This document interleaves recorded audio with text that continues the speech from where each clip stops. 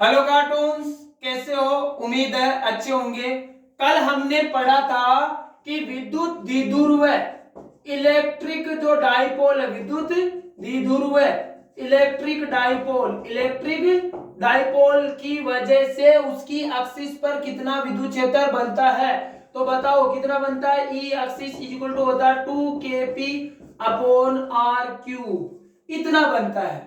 अब हम पढ़ेंगे इसी विद्युत द्विध्रुव इलेक्ट्रिक डाइपोल के कारण उसके इक्वेटर पर, इक्वेटर का मतलब होता है निरक्ष पर कितना विद्युत क्षेत्र बनता है।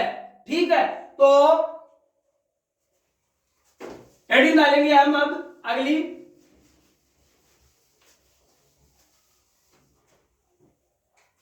अगली हेडिंग है हमारे पास विद्युत द्विध्रुव की निरक्ष पर विद्युत क्षेत्र की तीव्रता। इंग्लिश मीडियम वाले ध्यान देने, इलेक्ट्रिक फील्ड या इंटेंसिटी ऑफ इलेक्ट्रिक फील्ड एक ही बात है ना। इलेक्ट्रिक फील्ड ऑन इक्वेटर, ठीक है, ड्यू टू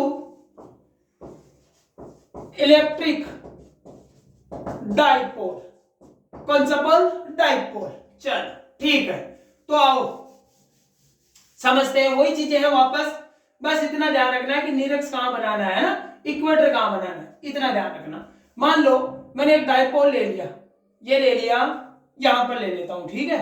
चलो ये प्लस क्यू चार्ज ले लिया और ये ले लिया माइनस क्यू चार्ज, और इन दोनों के बिटवीन की डिस्टेंस कितनी ले ली? 2a। ये बन गया इलेक्ट्रिक डाइपोल, विद्युत द्विध्रुव। अब इसके इक्वेटर का मतलब वाई डायरेक्शन तो यहां होगा, ये रहा। मान लो ये इसके सेंटर पॉइंट से r डिस्टेंस दूर है। कितना दूर है? r डिस्टेंस दूर है। और अगर r डिस्टेंस है, ये है तुम्हारा सेंटर ऑफ मास द्रव्यमान केंद्र, तो ये हो गया a और ये हो गया a। द्रव्यमान केंद्र दो बराबर भागों में डिवाइड कर देता है, ठीक है। चलो यहां तक किसी की दिक्कत? यहां पॉइंट क्या ले लिया? एक p पॉइंट ले लिया। अब वही, अब यहां जो p पॉइंट है उस पर एक पॉइंट चार्ज है, धनात्मक पॉजिटिव पॉइंट चार्ज है ना, परीक्षण धनावेश है, ठीक है। तो ये धनावेश, इस धनावेश को क्या करेगा? प्रतिकर्षित करेगा। कौन से इलेक्ट्रिक फील्ड से? E1 से। अब इसके बीच की डिस्टेंस को आपको फाइंड आउट करना है, कितनी आएगी? तो आपने देखा ये है तुम्हारे 90 डिग्री का एंगल, ये, और मान लो ये एंगल है थीटा। ये एंगल क्या मान लिया मैंने? थीटा। ये एंगल थीटा मान सकते हो या ये एंगल थीटा मान सकते हो, कोई दिक्कत नहीं। अब थीटा के सामने ये होता है परपेंडिकुलर, ये होता है बेस, और ये होता है हाइपोटेनस, यानी लंब, आधार और कर्ण। अब कर्ण निकालते हैं तो आधार का स्क्वायर प्लस लंब का स्क्वायर, तो ये हो जाएगा r square plus a square का अंडर रूट। ये आ गई इन दोनों के बीच की डिस्टेंस। यहां पॉइंट क्या लिया हुआ है? P। अब ये तो इसको क्या करेगा? प्रतिकर्षित, रिपील करेगा, और ये इसको क्या करेगा? अट्रैक्ट करेगा, ठीक है। इसको मैं आगे बढ़ा देता हूं ऐसे। मान लो ये इलेक्ट्रिक फील्ड कितना बना? E2 बना। क्लियर हुआ यहां तक? ये तो आकर्षित कर रहा है, अट्रैक्ट कर रहा है, और ये प्रतिकर्षित कर रहा है, ठीक है। इसके बिटवीन की डिस्टेंस वही बात है, यहां पर a है, यहां पर भी r है, तो यहां पर ऑटोमेटिक कितना आ जाएगा? r square plus a square का अंडर रूट। वही आपको पता है, कर्ण का स्क्वायर इज इक्वल टू होता है आधार का स्क्वायर प्लस लंब का स्क्वायर, यानी hypotenuse square is equal to हो जाएगा base square plus perpendicular square. Clear होगा? उससे हमने ये निकाल दिया, क्योंकि आपको पता है दो चार्ज के बिटवीन की डिस्टेंस पता होनी जरूरी है, तभी हम इलेक्ट्रिक फील्ड को फाइंड आउट कर सकते हैं। यहां तक किसी की दिक्कत नहीं है? चलो अब देखो, अब वही बात है, E1 निकालना है, तो E1 is equal to electric field बराबर K Q upon are square. R क्या है? ये, तो ये हो जाएगा आर स्क्वायर प्लस ए स्क्वायर का अंडर रूट का क्या हो जाएगा? Whole square. तो ये कितना आ जाएगा? ये आ जाएगा K Q upon are square plus A square. जहां पर भी तुम्हें स्क्वायर और अंडर रूट दिखाई दे तो वो कैंसिल हो जाते हैं, अंदर क्या बचा? आर स्क्वायर प्लस ए स्क्वायर। इसी प्रकार हम E2 निकाल लेंगे। E2 निकालने के लिए फॉर्मूला वही है, K Q upon are square, यहां आर कितनी है? आर स्क्वायर प्लस ए स्क्वायर का अंडर रूट, तो ये मैंने लिख दिया आर स्क्वायर प्लस ए स्क्वायर का अंडर रूट का होल स्क्वायर। अब अंडरूट और होल स्क्वायर क्या हो जाएंगे, कैंसिल। तो बचा क्या, K Q upon are square plus A square. अब तुम नोटिस करते हो कि E1 की वैल्यू भी के क्यू अपॉन आर स्क्वायर है, E2 की वैल्यू भी के क्यू अपॉन आर स्क्वायर है। जब दो वेक्टर क्वांटिटी सदिश राशियों की अगर वैल्यू मान समान आ जाता है, मान क्या आ जाता है, समान आ जाता है, तो वो हमेशा कंपोनेंट यानी उनका संयोजन करना पड़ता है। क्यों, देखो अभी पहले यहां समझो एक बात, ठीक है।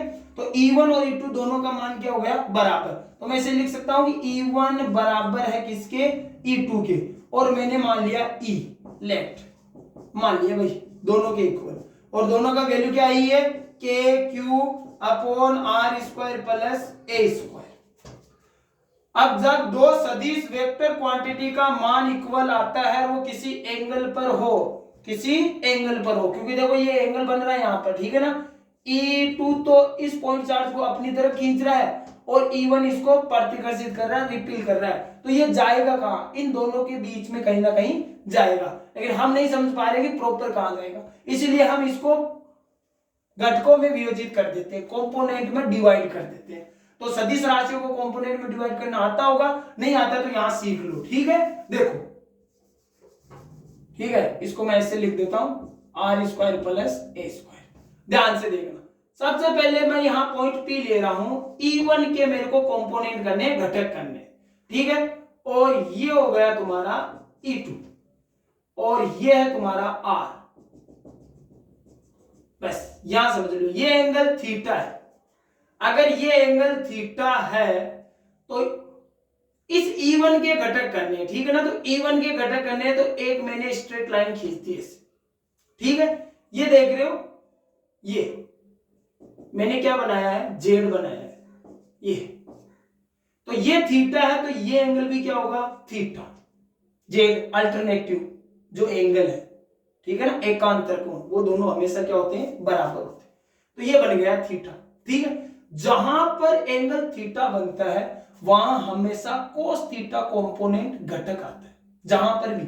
अब यहां अगर थीटा बना है तो इस लाइन पर आ जाएगा तुम्हारा E1 कोस थीटा, और इसके लंबवत निकालते हुए एक लाइन और खींचे तो यहां बन जाएगा E1 साइन थीटा। हमेशा घटक कोस और साइन के ही बनते हैं, किसके बनते हैं, कोस और साइन के। तो E1 के घटक दो बन गए, एक तो बन गया E1 कोस थीटा, एक बन गया E1 साइन थीटा। इसी प्रकार E2 के दो घटक बना रहे, तो E2 का हमें एंगल चाहिए। अब आपको पता होना चाहिए यहां एंगल कितना बना, थीटा, तो यहां पर फिर वही अल्टरनेटिव करें तो यहां कितना बन जाएगा, थीटा, ठीक है।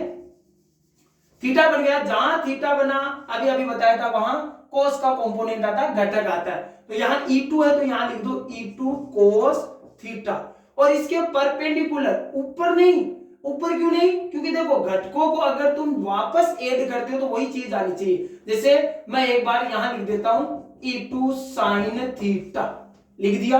अब E2 sine theta, E2 cos theta को तुम जब पास में लाते हो तो क्या आया, E2, इसका मतलब ये दोनों घटक इसके E2 के। इसी प्रकार E1 कोस थीटा और E1 साइन थीटा को पास लाओगे तो क्या आएगा, E1। ये होते हैं घटक। तो अब इतना तो उतार लिया होगा या देख लिया होगा, ठीक है। इसको मैं मिटा रहा हूं, देखो अब आगे।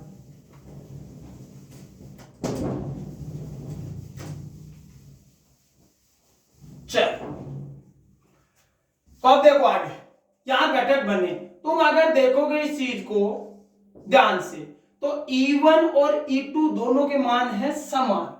तो अगर इस डायग्राम को तुम ऑब्जर्व करते हो तो E2 साइन थीटा और E1 इनके मान तो समान है और दिशाएं क्या है, अलग अलग। तो ये एक दूसरे को क्या कर जाएंगे, कैंसिल कर देंगे, ठीक है। वो चीजें जो हिंदी है वो लिख लेना आप देख के कहीं से, मैं डायरेक्ट ही बता रहा हूं, ठीक है ना। कि चूंकि E1 साइन थीटा और E2 साइन थीटा परिमाण में समान और दिशाओं में क्या है, विपरीत है ना, same in magnitude and opposite in direction, so they are cancel each other, एक दूसरे को निरस्त कर देते हैं। लेकिन E1 cos थीटा और E2 cos थीटा दोनों की दिशाएं क्या है, सेम है, सेम डायरेक्शन में, इसीलिए जुड़ जाएंगे। तो अगर मेरे को E नेट चाहिए तो मैं क्या करूंगा, E1 cos theta plus E2 cos theta.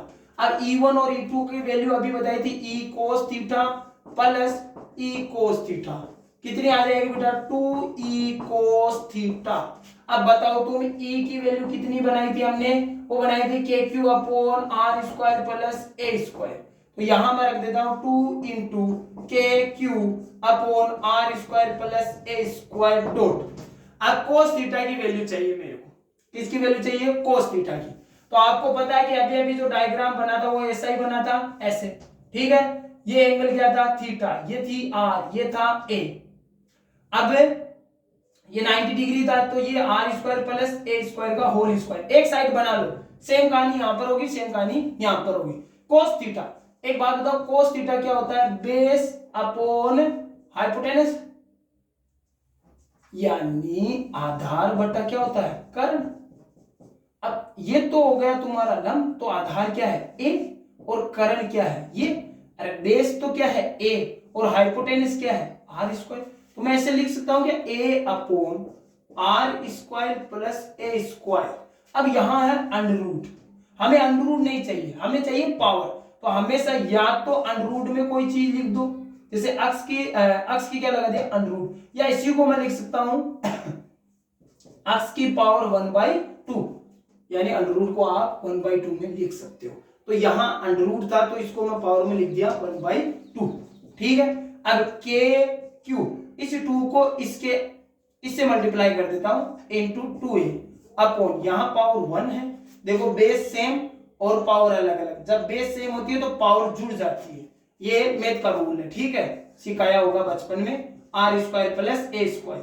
अब आपको पता है ये जोड़ना तो आता ही होगा, अरे डेलो जानवर, ये तो हट, चलो 1 प्लस 1/2, ये हो जाएगा 2 प्लस 1 3/2 हो गया। चल, तो ये देखो वापस वो कुछ ना कुछ तो बन रहा है यहाँ पर। मैंने बताया था इलेक्ट्रिक डाइपोल मोमेंट विद्युत द्विध्रुव आघूर्ण P इक्वल टू होता है Q इंटू 2a।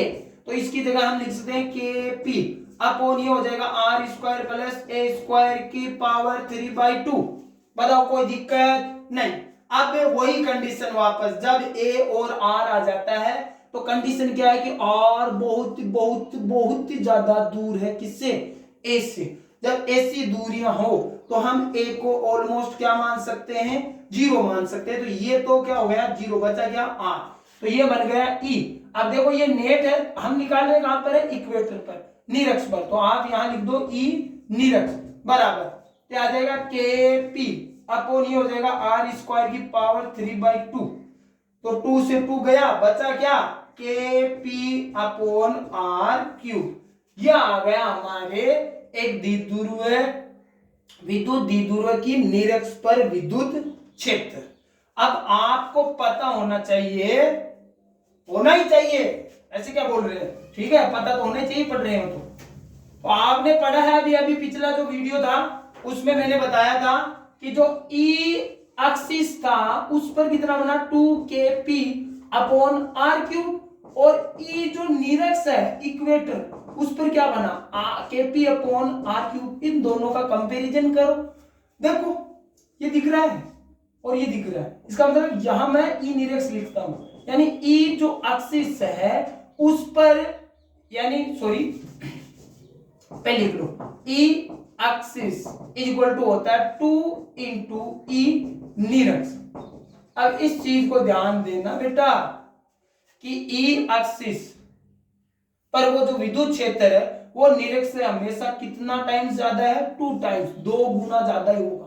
और अगर बोर्ड में ऐसे पूछ ले ई एक्स अपॉन ई निरक्ष, तो ये अगर अनुपात पूछ ले रेशियो, तो ई निरक्ष को यहां ले आओ, ये बचेगा 2/1, यानी 2/1 रेशियो बनता है हमेशा, यानी अक्ष पर 2 टाइम्स ज्यादा ही होता है निरक्ष से, ठीक है।